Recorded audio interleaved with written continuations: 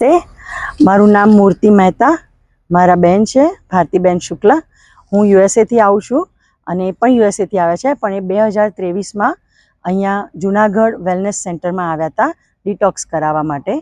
અને મને તો ડિટોક્સ શું છે એ ખબર જ નથી. એમના દ્વારા મને થોડી ઘણી જાણકારી મળી, જેનો અનુભવ લેવા હું અહીંયા આવી છું.